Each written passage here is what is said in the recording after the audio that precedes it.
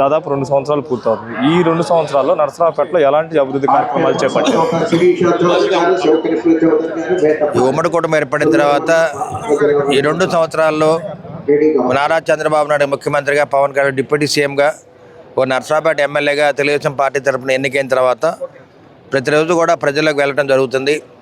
2 పూట్ల మంచినీరు ఇవ్వడానికి, తాగునీరు ఇవ్వడానికి ప్రభుత్వం సిద్ధంగా ఉంది. మేము వాటిని ఏర్పాటు చేయడం జరిగింది.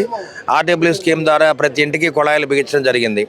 అదేవిధంగా మరి శానిటేషన్తో సైడ్ కాలువల్లో మరి మురుగునీరు తీసేయటం, సిల్ట్ తీసేయడం, ఇవన్నీ కార్యక్రమాలు నిత్యం 2 ఏళ్ళుగా జరుపుతూ ఉన్నాము.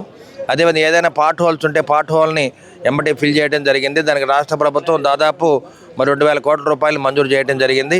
ఒక నరసరావుపేట పట్టణానికి 5 కోట్ల రూపాయలు మంజూరు చేస్తే పార్ట్ హోల్స్ అన్నీ కూడా ఫిల్ చేసిన ఘనత మన ఉమ్మడి కుటుంబది మీద ఘనంగా చెప్పుకోవడం జరిగింది.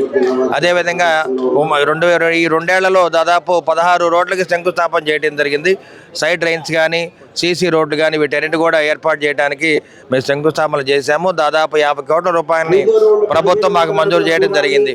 అదేవిధంగా మరి నాగార్జున రైట్ కెనాల్ మొత్తాన్ని కూడా మరి కాలువలన్నీ కూడా శుభ్రం చేయడం, జంగిల్ కట్టింగ్ కానీ మరి ఎర్త్ వర్క్ ఇవన్నీ కూడా చేయడం జరిగింది. దీనికి దాదాపు 20 కోట్ల రూపాయలు మంజూరు చేయడం జరిగింది.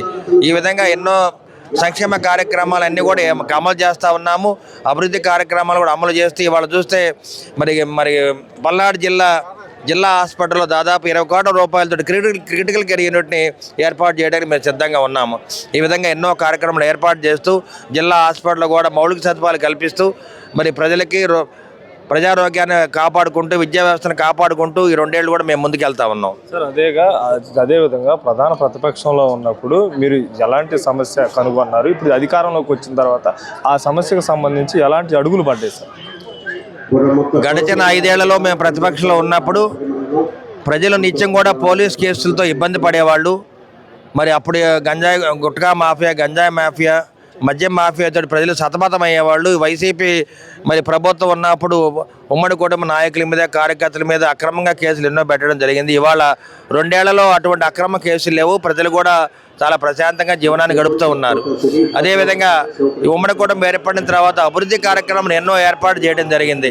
ఈ విధంగా ఇప్పుడు ఏదైతే మనం ఉన్నామో డాక్టర్ కోడెల గారి స్టేడియంలో 26 ఎకరాలు దీన్ని చాలా శుభ్రంగా చేసి ఎక్కడ కూడా మరి చిన్న రాయి కానీ పిచ్చి మొక్కలు కూడా లేకుండా దీన్ని బాగు చేయడం జరిగింది. ఇవాళ మీరు చూస్తే వీడియో కూడా తీసుకుంటే కనుక ఈ శ్రీ కోడెల గారి స్టేడియం ఎంత బాగుందో మీరు ఒకసారి ఆలోచన చేయాలి. గడిచిన 5 ఏళ్ళుగా ఏ విధంగా ఉంది, ఇప్పుడు ఏ విధంగా ఉందో మీరు బేరీజ్ వేసుకోవచ్చు. అదేవిధంగా కోడెల గారి స్టేడియంలో మరి స్విమ్మింగ్ పూల్ కూడా ఏర్పాటు చేయడం జరిగింది. దీన్ని కూడా ప్రభుత్వం నిధులు ఇవ్వడం జరిగింది.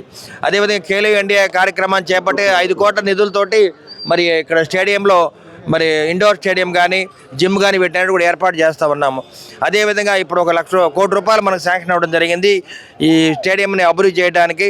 స్టేడియం చుట్టూ కూడా మరి లైటింగ్ ఒకటి, చుట్టూ గోడను కూడా ప్రగతి గోడను ఏర్పాటు చేయడానికి ఈ నిధులు ఏర్పాటు చేయడం జరిగింది.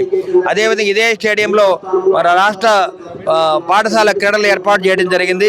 విజ్ఞాన్ యూనివర్సిటీ వారి యొక్క క్రీడలను కూడా ఏర్పాటు చేయడం జరిగింది. రాష్ట్ర క్రికెట్ పోటీలు, రాష్ట్ర కబడ్డీ పోటీలు, రాష్ట్ర వాలీబాల్ పోటీలు కూడా వీటిని ఏర్పాటు చేయడం జరిగింది. ఈ విధంగా ఎన్నో అభివృద్ధి కార్యక్రమాలు చేసుకుంటూ మేమందరం కూడా ప్రతి నెల మొదటి రోజు పెన్షన్ డిస్ట్రిబ్యూషన్ కార్యక్రమాన్ని తీసుకెళ్ళి ప్రతి నెల మొదటి రోజు ఈ కార్యక్రమాన్ని ఏర్పాటు చేస్తూ ఉన్నాం. ఎన్టీఆర్ భరోసా పింఛన్ డిస్ట్రిబ్యూషన్ కార్యక్రమం ఏర్పాటు చేస్తూ ఉన్నాం.